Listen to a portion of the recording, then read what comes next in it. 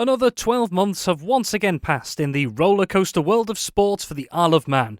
From the most gruelling of challenges to the biggest of dreams, it's all been present once again across the Manx sporting world in 2023. Over the next hour, we're going to take a journey into the highlights of the year in sport for the Isle of Man, with the views of the athletes, clubs, teams and more, as well as analysis from our brilliant band of correspondents on what's taken place across the year. Welcome to Manx Radio's Sports Review of the Year. Let's dive straight in.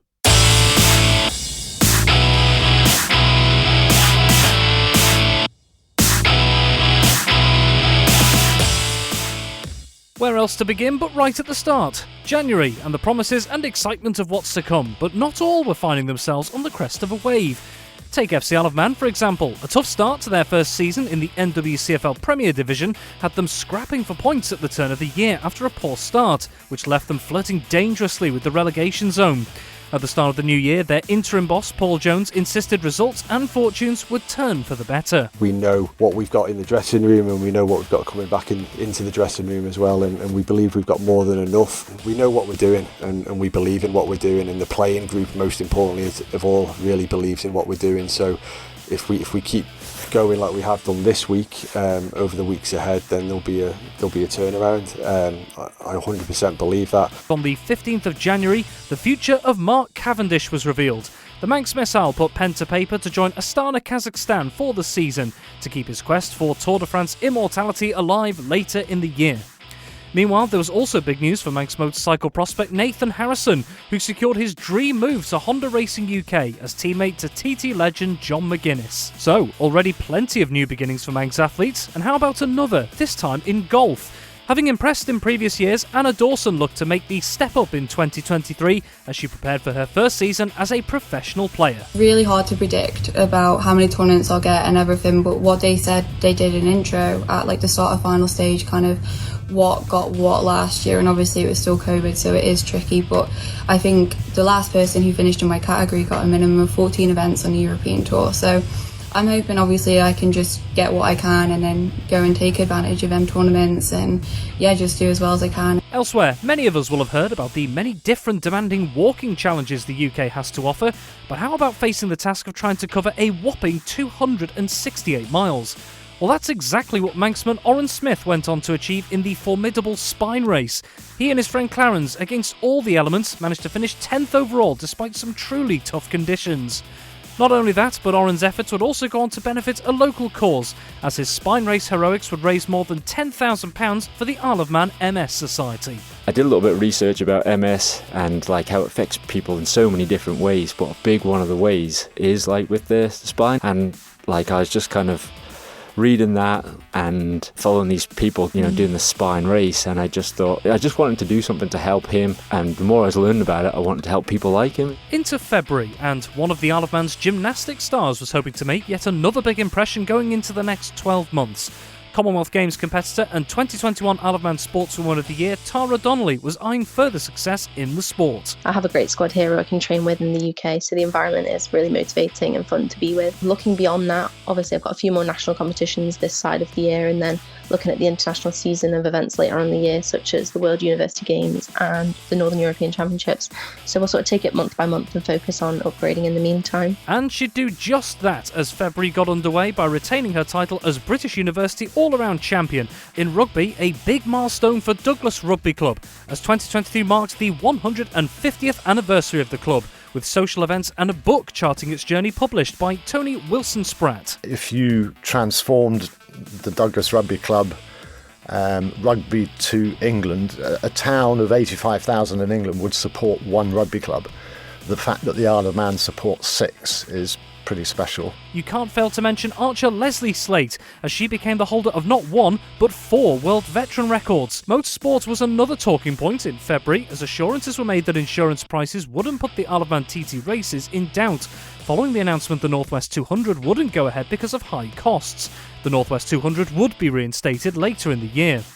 Challengers were also facing four-wheeled racing, as Manx Autosport began efforts to improve interest in rallying on Ireland, after reporting a decline in local involvement. The Isle of Man has got something going for it, but it also can be detrimental, and that is it's sport mad. All of those things and all of the events that are put on, it all has a volunteer element. The more sports that come around, the more it drains on the volunteer resource pool. I think there are issues with volunteers, the number of volunteers and the volunteers that we can try and keep, but I think we've got a good place to build from. Another athletics highlight came in the form of Sarah Astin, who, competing for Belgrave Harriers, was crowned British National Cross-Country Champion at Ballsworth Castle in Chester.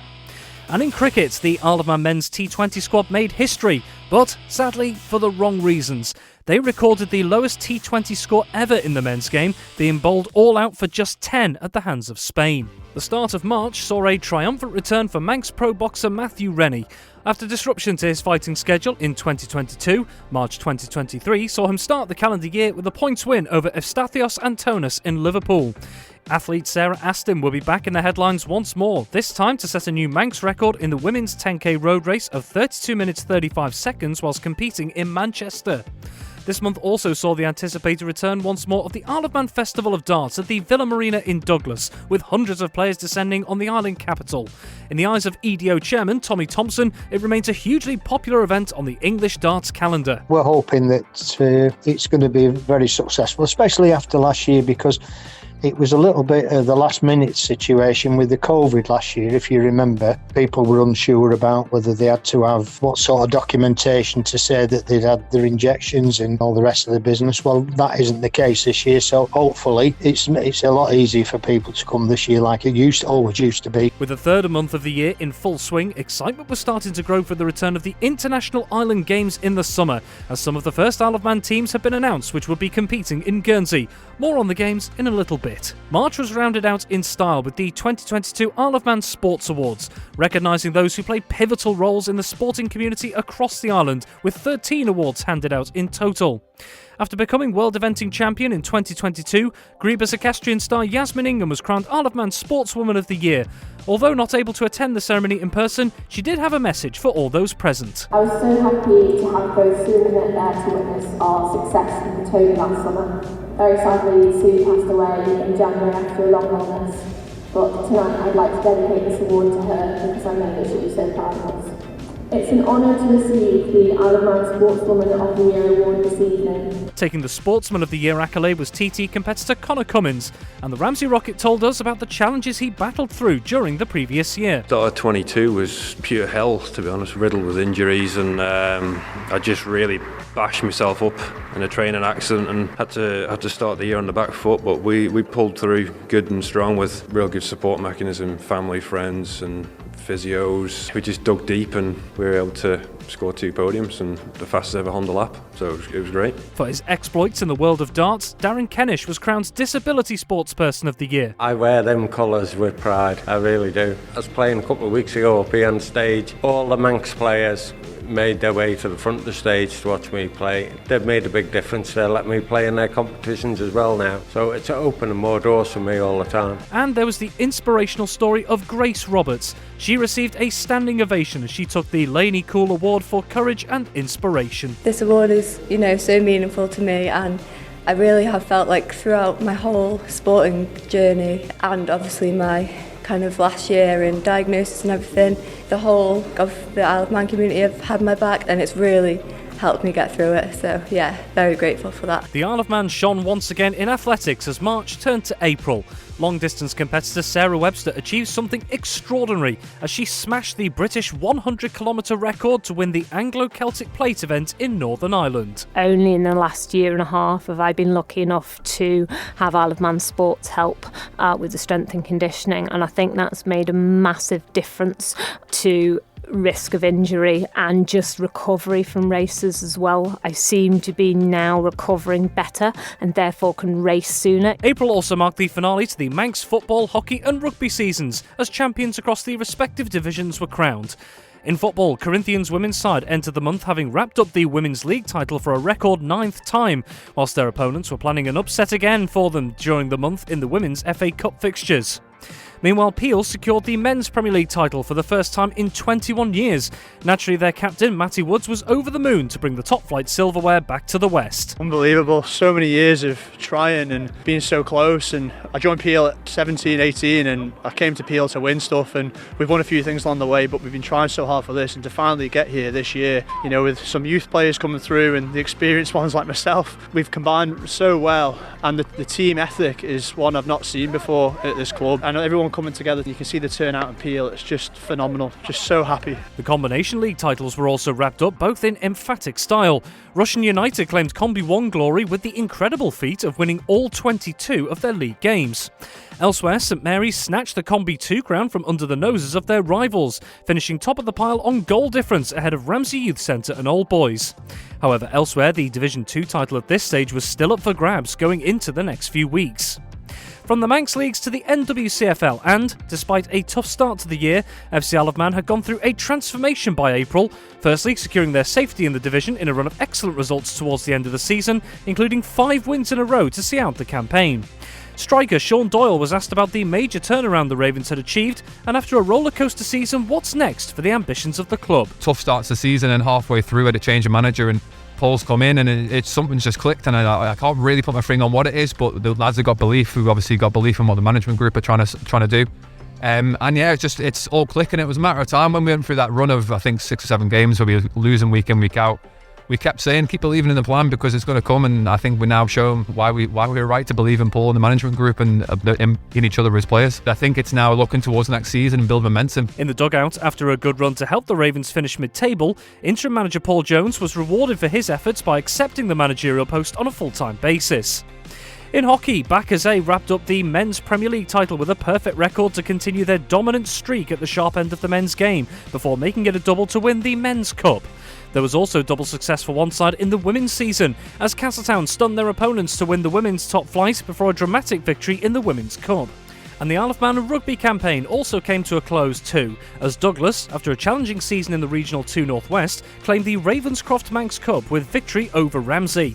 The Manx plate went the way of Southern Nomads, who overcame a Vagabonds team who'd endured a tough year of their own, suffering relegation from Counties 3 ADM Lancs Cheshire. It was a positive conclusion for Vagabonds ladies, who were going to finish high up in the Women's NC1 Northwest table and just shy of a promotion spot. The start of May saw the final league crown in men's football decided as St Mary's claimed the Division 2 title. Elsewhere, a few days later in the women's game, Corinthians added to their league success to beat Douglas Royal in the Women's FA Cup final. Their captain, Anna Shaw, described what the most important things were in having such a dominant season as a group. Both, obviously with Dom and Rory, with manager and coach, they've been very consistent this season. And just having a way we play, you can see it how we play, and when we do play the right football, you can see that in our results. And just going on and on, winning games and learning through the team, learning from each other, how we play with each other, and we've just grown as a team this season. From last season, we've come on so much. Across the water in Northern Ireland, the eyes of motorsport fans were on the Northwest 200 ahead of the Isle of Man TT races starting later in the month. For 3 prominent TT names, the Northwest was to end on a sour note, as Manx prospect Nathan Harrison, as well as experienced competitors Lee Johnston and Michael Sweeney, all suffered injuries in separate incidents in Northern Ireland, which would rule all 3 of them out of the upcoming mountain course showdown. Meanwhile, May was also to see some bombshell news in the sport of cycling. Cycling's been my life for over 25 years. I've lived an absolute dream. The bike's given me opportunities to see the world, meet incredible people, both involved and not involved with the sport, a lot of whom I'm proud to now call friends. It's taught me so much about life, about dedication, loyalty, companionship and teamwork, sacrifice, humility and perseverance. During May's Giro d'Italia, Mark Cavendish made the landmark announcement that he planned to bring his glittering cycling career to a close and retire at the end of the 2023 season. That meant he would still have time to try and break the all-time stage win record at the Tour de France later in the summer. More on that later on. Back to motorsport, and after many months of waiting once more, road racing made its return to the Isle of Man for 2023, starting with the pre-TT Classic road races on the Balaun course. 10 races graced the course once more across the final weekend of the month. And among the highlights, Dom Herbertson took a new lap and race record to win the 1100cc race after a thrilling duel with Adam McLean for top honours all the way to the finish. You know what? That's what racing's about, isn't it? Me and Adam, and the thing is, He's just safe as houses, you know what I mean? He's cut and gritting from Northern Ireland. He knows how to race on roads, and I literally smiled at every second of that lap. Every time he passed me, I just went, you know what? This is why we're all here. That's why everyone's standing in the hedgerows, giggling and laughing. You know, that's some proper racing. There was also a memorable day for young Manx competitor Joe Yeardsley, who went on to take his first road race victory in the post-classic senior superbike race after an almighty battle with Jamie Coward for top spot, with Yeardsley also setting a new lap record at 106.535 miles an hour. Oh, I'm lost for words really, I can't believe it. The plan was just to try and tag on for as long as I could, and I didn't expect to be able to tag on for more than half the race, but I just got into a bit of a rhythm and managed to learn a lot off Jamie and pulled me away, and then I think the back marks played a big part of it at the end, but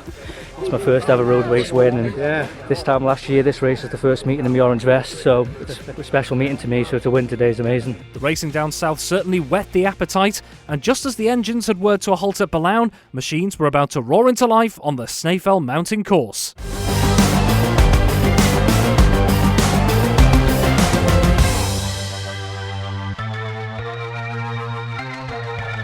It's the end of spring, the sun is shining and the roar of engines is growing louder by the minute. That noise is like music to our ears on the island because the wait is finally over. The bikes are back and the Isle of Man TT 2023 is here. The 29th of May marked the start of the 2023 Isle of Man TT races, with a new look, busier schedule this year involving 10 races. The month of June once again kicked off with racing on the Snaefell mountain course in what this year was near perfect conditions across the board. But it wasn't just the weather this year's event was to be remembered by, as fans were treated during the fortnight to seeing records shattered across the 2 weeks. The pace rose at huge rates during qualifying, and in the midst of that, Michael Dunlop gave everyone a sign of things to come. He's done it 135.531, the fastest lap ever on this 37 3/4 mile course. Michael Dunlop, take a bow. He set an unofficial outright lap record on the final day of qualifying on Friday the 2nd of June before racing got underway the following day.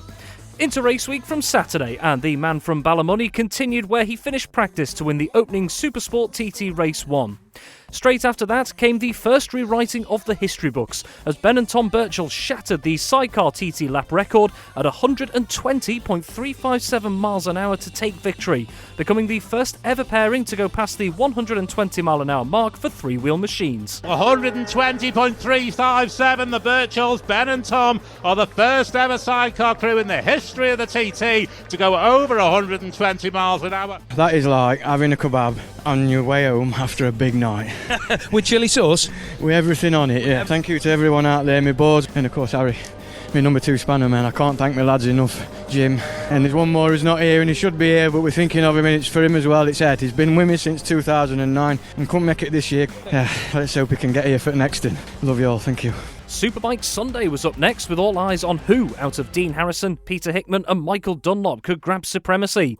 In a brilliant three-way tussle for the top spot, it was Dunlop who swept to victory to move level with John McGuinness on 23 race wins in the all-time TT Victors standings. People have doubted me, and I can't say enough to Stuart and Steve. They had faith in me, and Steve just kept pushing me out, getting the best out of the bike and telling me, just keep at it, mate, keep at it, you're not, you've got it. It's been such a hard push, you know what I mean?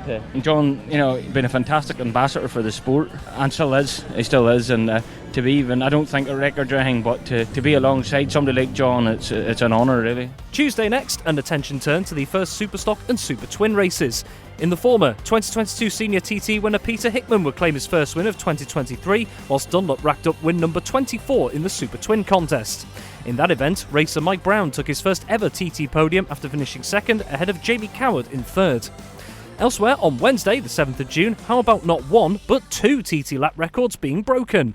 Firstly, in the second sidecar TT race, the Birchall brothers once again took top spot to take the duo onto 14 TT wins, and having broken the 120 mile an hour mark to win the previous race, they slashed their own record again, this time clocking 120.645 miles an hour. What a great day, what a fantastic TT. Thanks to everyone for coming, for being part of it and for helping us do this. We've got some fantastic sponsors, friends, mates and family. It's just great, and I don't know really what to say.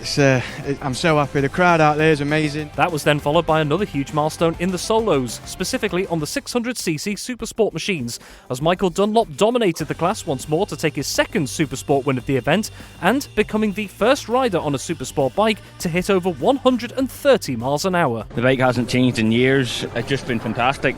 Obviously the new generation bikes make the job a bit harder for us boys with the smaller CCs, but I can't thank the boys enough. Everybody that's put it together. I just decided I would have a wee go at it, and this wee bike's been beauty, and track's perfect, crowd's perfect, everyone's been perfect. That win took Dunlop to 25 TT victories, just one behind the all-time record held by his uncle, the legendary Joey Dunlop.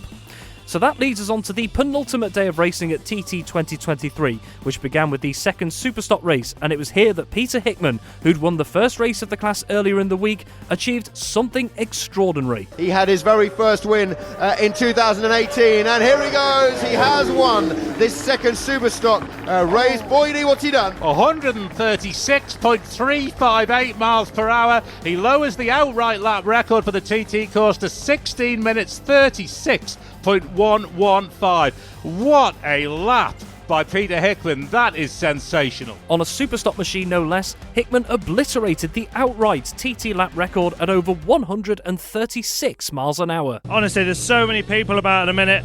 It's absolutely epic. Massive thank you to everyone. The team's done such a good job. I know what I can do with this thing, so I just kind of built into the race. And yeah, bike's just working so good, you know. It's so easy to ride this thing, it's mega. The drama wasn't over for the day, as that was followed by an enthralling Super Twin TT race 2, with Hickman taking what some considered an unlikely victory, as the favourite Michael Dunlop and temporary race leader at one stage Mike Brown both retired during the contest with mechanical issues. And so we come to Saturday the 10th of June and the grand finale to a sensational TT with the 2023 senior race beckoning. Before that, however, on the day was an important moment for the races. This year marks the 100th anniversary of sidecars at the TT, with a parade lap featuring three of the most successful three-wheel drivers, Dave Molyneux, Rob Fisher and Ben Birchall. Acting as passenger for Molyneux was young Manx sidecar competitor Callum Crowe on a Brigazzi Yamaha on which Molyneux took his first mountain course victory in 1989. Oh, it's amazing, isn't it? You know, getting to ride with a 17-time TT winner, a legend on this machine. I think it 89 was it when he was on this, and just listen to it. It's amazing. It's amazing. I love this. This is everything. Then the main event of the Saturday, the 6-lap senior race. Would Dunlop match his Uncle Joey's incredible record? Would Hickman retain his title? Would Harrison shock the front runners? And it was Hickman who would roar to victory just under 20 seconds ahead of Dean Harrison in second, with Dunlop making up the podium in third. Whilst making it back-to-back senior wins, Hickman set a new lap record for that race at 135.507 miles an hour and moved on to 13 TT wins overall, just one behind mountain course great Mike Halewood. Wow.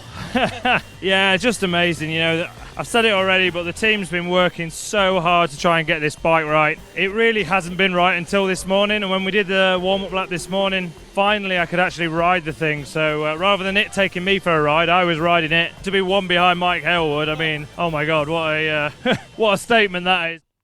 Whilst the 2 weeks provided some great entertainment for racers and fans alike, it wasn't to pass without tragedy. This year's event sadly claimed the life of Spanish competitor Raul Torres Martinez, who died following a fatal incident on the final lap of the first Super Twin race on Tuesday, the 6th of June. Well, shortly after racing came to an end on the Snaefell Mountain course in June, there was more headlines made by the Isle of Man in two-wheeled racing just a couple of weeks later. Elite Island cyclist Lizzie Holden claimed the crown of British National Time Trial Champion in Darlington during the British National Road Championships. When you say it out loud, then it still feels a bit crazy. Like all the girls that have had it over the years, and I've been like, wow, they're at like the top level. Like I've always looked up to them, and now for me it feels a bit strange. But yeah, it's very special. Probably my best result so far, I'd say. I've always been up there or like second. I've had a lot of second and thirds over the years. I think this is my first professional win, so yeah, it's super special. This was also the month which saw one of the Isle of Man's major mass participation events with the latest edition of the Parish Walk. Dean Morgan went on to win this year's race in a time of 15 hours, 27 minutes and 3 seconds, with Lorna Gleave, the first female finisher, in 11th overall. Here's what Dean had to say after crossing the line to take the win. Just fought with everything, and I just can't believe it. To get over the line in the end. Everyone on the course supporting me. I can't believe I'm overwhelmed with everyone. It's my family, my friends, everyone. And not forgetting, of course, a memorable month for the Special Olympics Isle of Man squad, as they flew the Manx flag on the international stage at this year's World Summer Games in Berlin. The Ireland team went on to secure 4 gold medals, 3 silver medals and 12 bronze. National Director of Special Olympics Isle of Man, Beryl Wooldridge, travelled with the squad. Absolutely over the moon. Every time we go away, there's such fabulous ambassadors for the island. As June turned to July, many eyes were on Mark Cavendish, who was on what could be a final quest to achieve Tour de France immortality, with the Manx missile looking to break the all-time Tour stage win record, with Cav tied on 34 with cycling legend Eddie Merckx. Hopes were high in the opening stages with some positive results, including a 5th place finish on stage 4 and being pipped to victory at the very last to finish 2nd on stage 7. The anticipation was building, but then, on stage 8, disaster. Le 191 de Mark Cavendish est pris dans la chute. Chute de Mark Cavendish.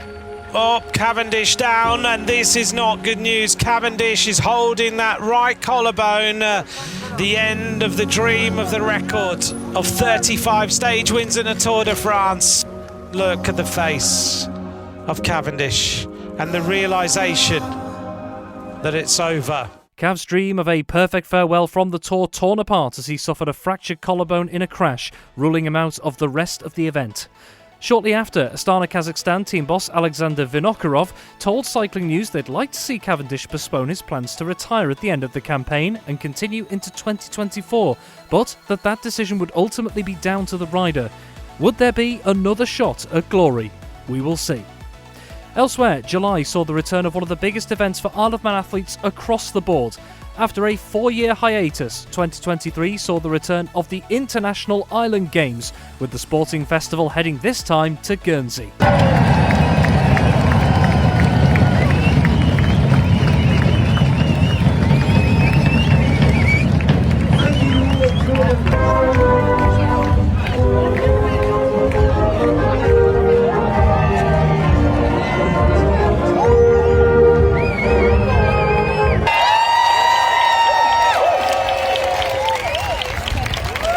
The Isle of Man went on to claim a huge total of 63 medals from the 9th to the 14th of July.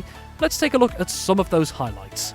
Starting in athletics, there was a Manx 1-2 in the men's high jump as Regan Corrin and James Margrave took gold and silver respectively. In the men's 10,000 metres, Corrin Leeming and Alan Corlett took bronze and silver respectively. There was triple gold for the Isle of Man in the half-marathon events. Rachel Franklin took gold in the women's race, while she and teammate Rebecca Pate took team silver.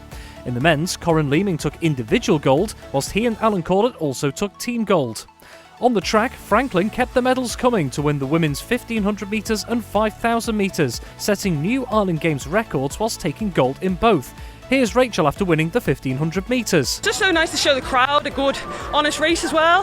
Not like a tactical one. I was at British Champs the weekend and that was really tactical, which I'm not normally used to. So it was nice to just run a hard, honest race and come away with an amazing outcome as well. The Guernsey supporters were amazing. I felt like one of them tonight. They really backed me. There was also a dominant display from Joe Harris, who soared to gold in the men's javelin. No, it's good. Brilliant crowd, brilliant atmosphere. Just great to represent the Isle of Man again. The 2 triathlon events were also good hunting grounds for the Isle of Man, as Will Draper took individual bronze in the standard men's triathlon, with the Isle of Man taking team bronze in the new triathlon relay contest. Over to swimming, and the Isle of Man excelled in the pool, claiming 15 medals in total.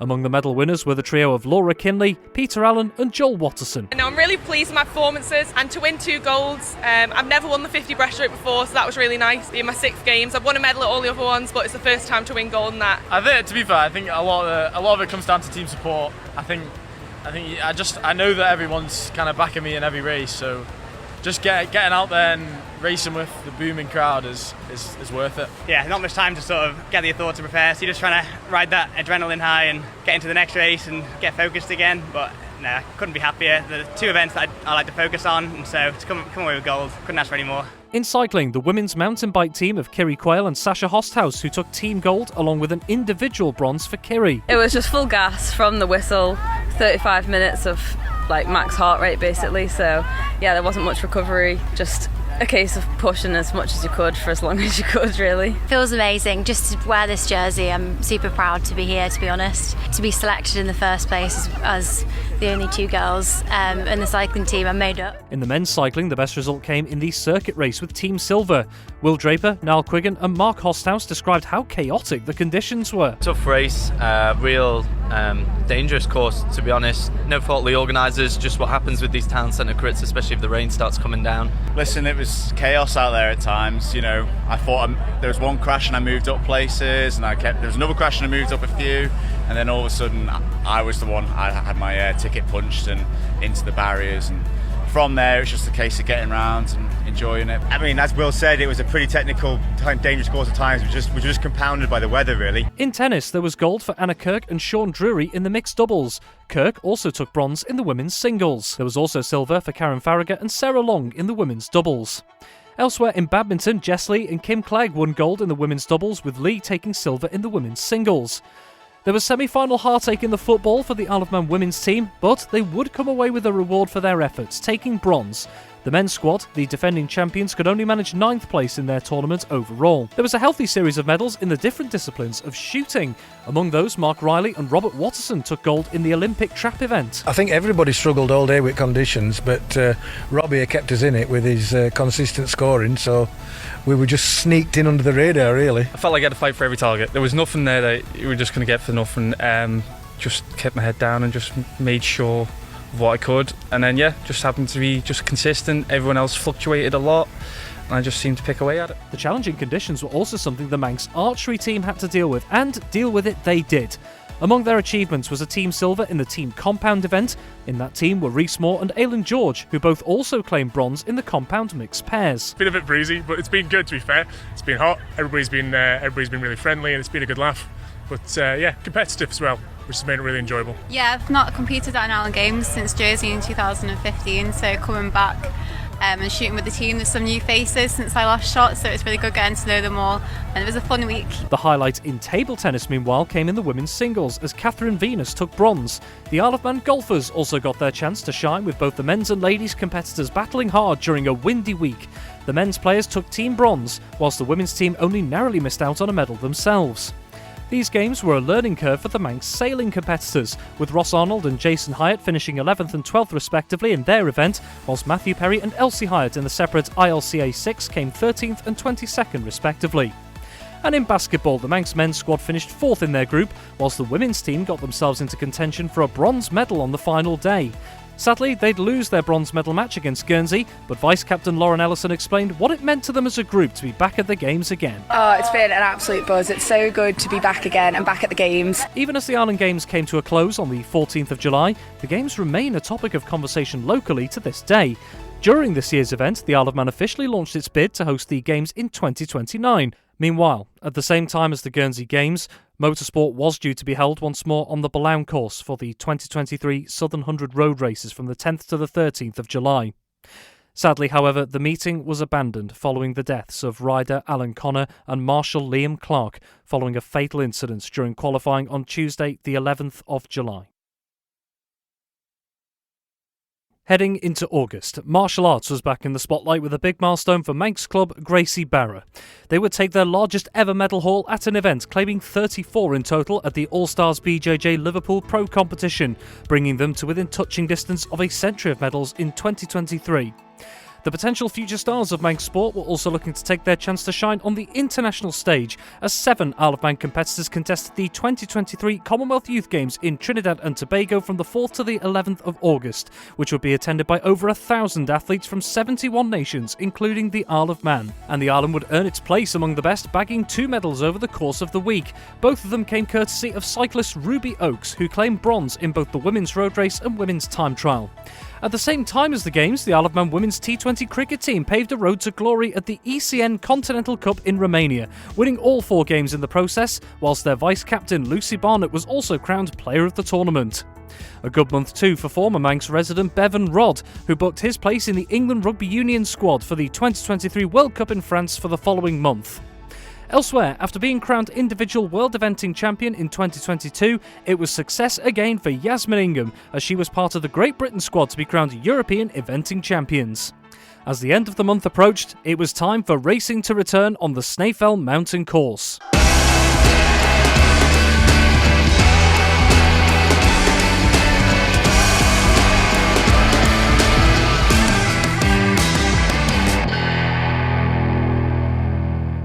The latest edition of the Manx Grand Prix beckoned from the 20th to the 29th of August in what was a very special year of the event, as 2023 marked the MGP's centenary. Following qualifying, the race programme was preceded by the Made at the Manx Parade Lap, which told the story of some of the legendary names in the sport who started their careers at the Manx before heading on to achieve great things, including Freddie Frith, Bob McIntyre, Cecil Sanford, Steve Hislop, Carl Fogarty and more. And then, when it came to the racing, like the TT a couple of months previous, history was to be made again on the hallowed tarmac. Dean Harrison went on to win in commanding style in the classic senior race by almost a minute and setting a new lap record for the class of 111.395 miles an hour. Oh, honestly, it's so much fun to ride these bikes, Andy. Honestly, Ted has allowed me to have a go of his Manx Norton, and to win the Manx on a Manx is a nice thing to do. It's sort of ticked in the boxes, but the bikes never missed a beat all week. Fair play to these two boys. They've had another engine in it through the week and changed bits and pieces. And I'll be honest, it's the best classic bike I've ever ridden. That was followed by another landmark event in the Junior MGP contest, as Victor Lopez topped the standings in a thrilling race to become the first Spanish rider ever to win at the Manx. I'm really happy. Really happy. No problems at all. Everything went smooth. Big effort. Oh yeah. And the race went well. No problems at all. No. Bike goes so wonderful. Meanwhile, having taken a 1-2 finish in 2022, Laylor Racing provided some deja vu to repeat the feat in 2023 in the lightweight and ultra-lightweight race, as Mike Brown and Ian Locker took first and second in a shortened showdown. Here's what Brown had to say after taking the win. I was just a bit iffy going out in that first lap, but obviously it paid off. And 153 through the speed trap, so the bike ran all right. Yeah, bike was absolutely spot on, didn't miss a beat after all the trouble all week trying to get it going, and I kind of thought coming over the mountain when I saw the cloud coming in, I said they might pull this, so I just kind of brought her home. On to the second and final day of MGP races for 2023, beginning with the much anticipated Senior MGP. And making the headlines here will be a young Manxman who grabbed the spotlight at Balown a couple of months before. Newcomer Joe Yeardsley swept to victory in the race with a record-breaking lap of 122.05 miles an hour after an encapsulating battle with fellow Island racer and newcomer Marcus Simpson, who would take second.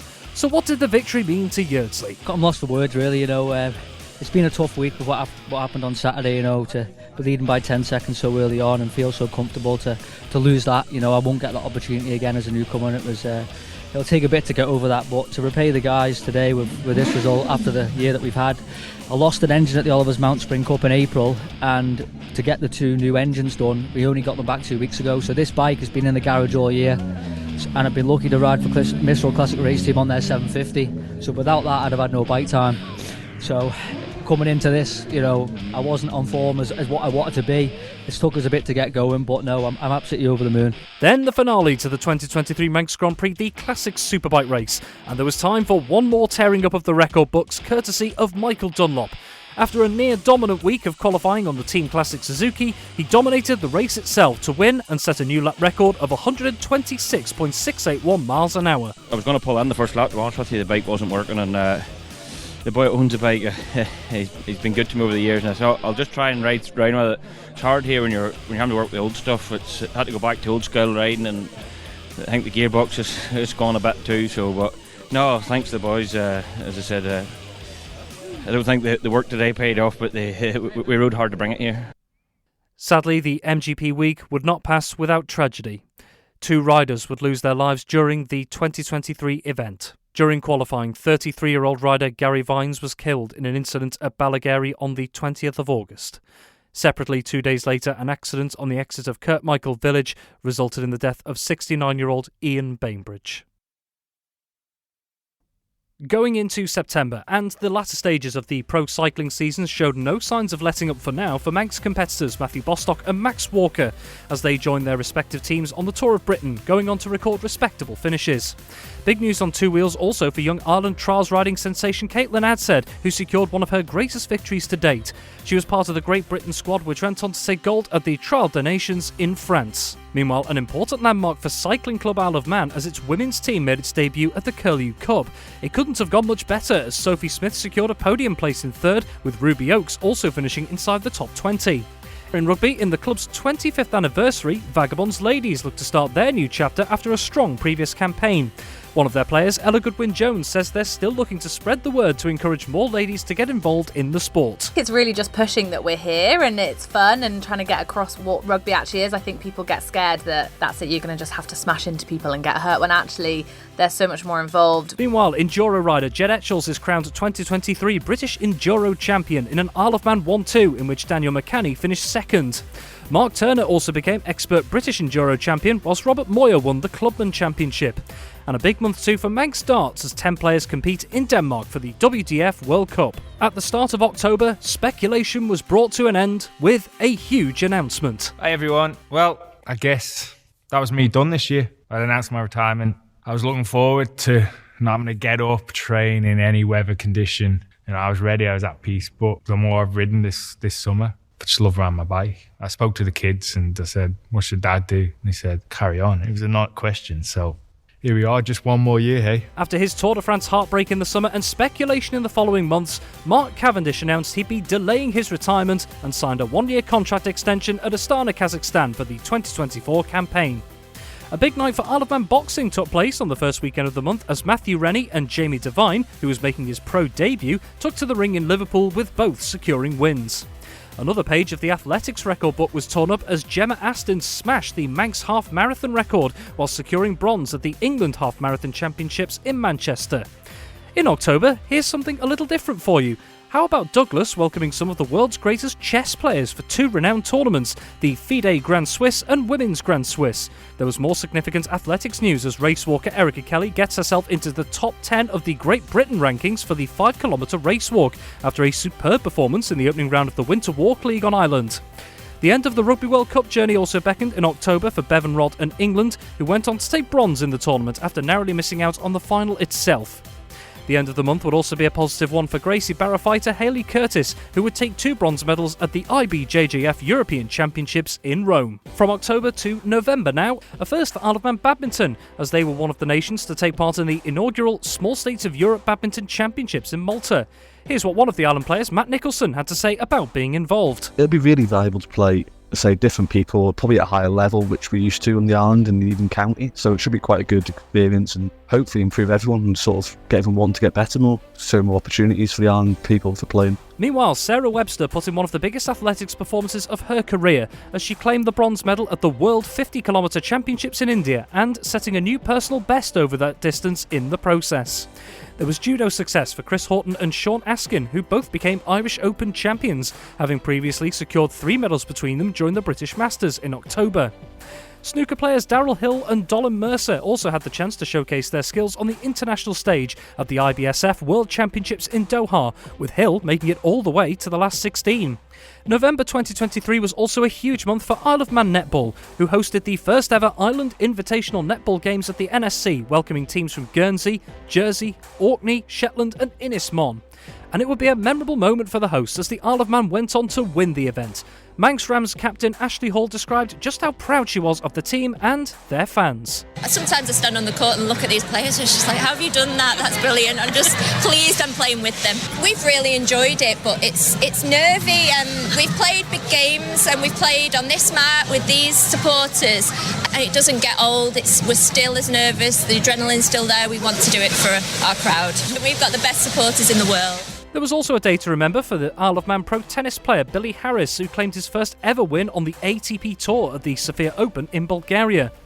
Big news too looking ahead to road racing in 2024 as Honda Racing UK announced their lineup for next year's TT and Northwest 200, with the big addition being former TT winner Dean Harrison after his move from Dow Racing. Being part of the Honda family is a massive thing for me, and especially to be on it at the TT means a lot, and obviously we're doing the British Superbike Championship as well. I'm just looking for a new challenge, new bike, new people. Obviously Nathan's coming through. Unfortunately, he missed last year. I'm looking forward to seeing him jumping on the bike at next year's TT. Working with John will be a thing as well. obviously his results speak for himself. He's been there, done it. Working with somebody like him and trying to help me in my riding as well, I think it should be good. Reaching new heights in November was one of the island's swimmers, Elizabeth Tinkler. She made a triumphant return to the British Down Syndrome Swimming Championships and claimed gold in the 25-metre freestyle Masters 1 and silver in the female 25-metre backstroke Masters 1. From the pool to the boxing ring, and a moment of destiny for Jade Burden, as she's informed she will have her professional licence in the sport granted. The Grenade told us it was a massive moment for her, but also for the sport as a whole on Ireland. It's thriving. You know, there's so many opportunities for women in professional boxing now. And obviously, if you play your cards right and take the opportunities, it's obviously like a chance to change your life as well. And also put the Isle of Man on the map as well to show that we do have some good boxers over here and what we're doing is right. It's mad to think that no female from the island has done it yet. And then hopefully in a couple of years to come, it gives another young female the chance to do it and know that they can do it. And across the Atlantic, runner David Malarkey achieves the prestigious All-American status. And that brings us on to rounding out the year in December, with boxer Matthew Rennie bringing his 2023 to an end in style. Live on the television cameras around the UK, Magic Rennie maintained his unbeaten pro record with a hard-fought points victory over James Moorcroft in Bolton.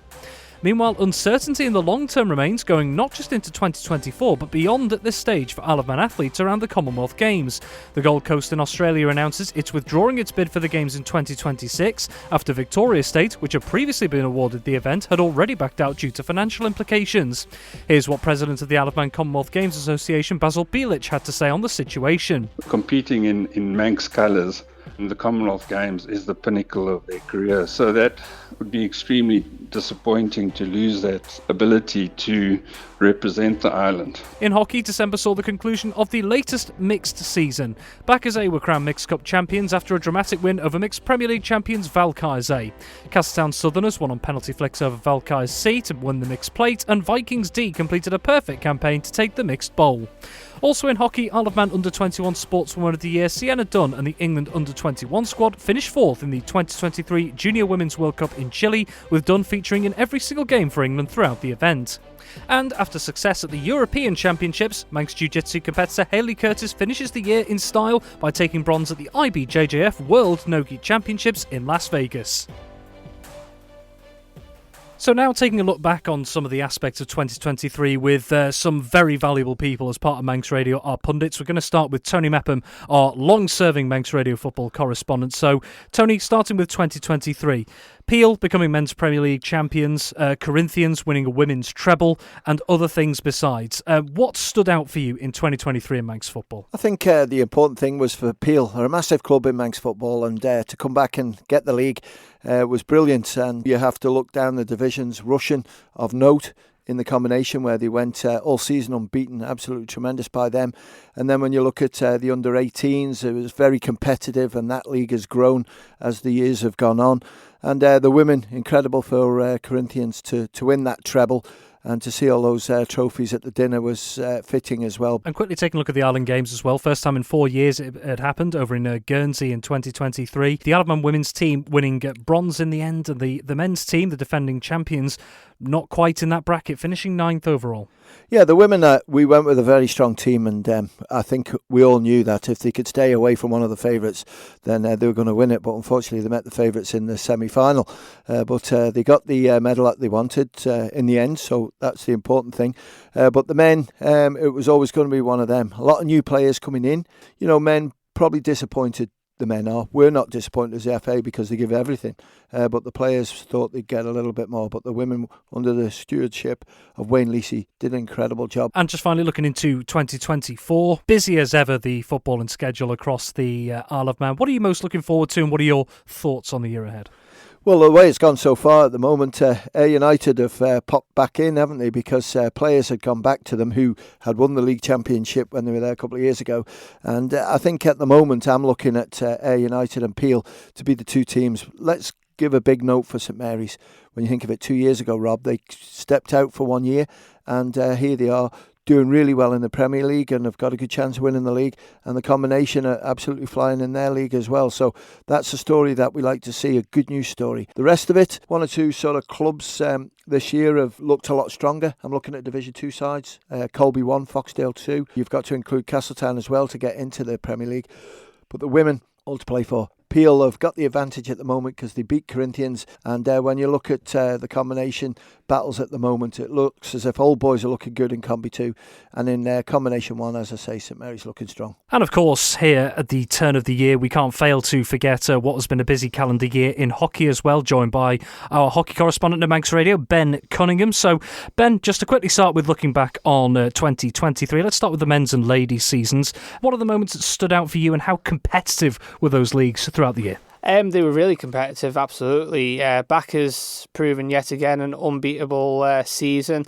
And then Castletown Ladies A proving a shock and taking the Ladies Premier League title over Vikings, which was an absolute fantastic achievement. And they did it 30 years to the day that they last won the Premier League. So a fantastic achievement there. It wasn't just the domestic sides as well, but the Isle of Man's national sides at both junior and senior level. And great to see that the Isle of Man had success in the England Hockey Championships, the respective competitions. Absolutely. So both our senior men's and ladies all had good championship campaigns, and then of course the juniors all had really good campaigns, especially our under 16 boys who went away and got through to the final and took the final and had a really good victory and brought the trophy back to the island. And as we speak now, it's not long since the mixed season for 2023 brought the calendar year in hockey to a close. Going into 2024, the men's and ladies seasons will be getting underway very shortly as well. So with the mixed season that's just gone and some of the drama that we had in the league and cup, just how exciting could this year prove to be in the Isle of Man leagues, but also for the senior and junior Isle of Man squads in the England Hockey Championships?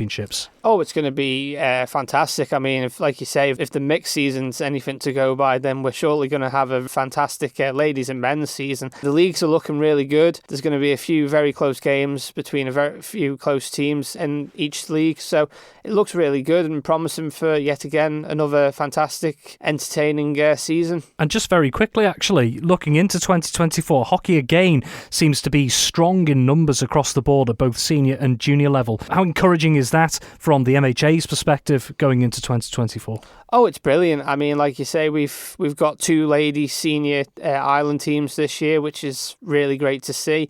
And then, of course, we've got our junior setups as well, which have got lots of players thriving from. So, yeah, it looks really promising, and Manx hockey really does have a great future ahead of itself. And certainly not forgetting as well, another one of our key correspondents comes in Manx Rugby, and that is Dave Christian, devoted as ever to providing this coverage here on Manx Radio. So, Dave, just looking back on 2023 to start with, let's take a look at Douglas and Vagabonds in the English competitions. Both Douglas and Vagabonds had challenging seasons with different outcomes. What do you make of their chances going into 2024 in their respective divisions? For Douglas, it's pretty much the same as it was last season. They're holding station, but they're not really gaining any traction. They've had a number of close results. They've finished within 7 points, but ended up on the losing side. I think it's at 5 occasions now. So they're pretty close, but they want to kick on. They want to be at the top end of the table, but they have to start winning these tight margin games. The side are just starting to gel though, so fingers crossed, who knows. Vagabonds are slightly different. Remember, they dropped a division after 2023.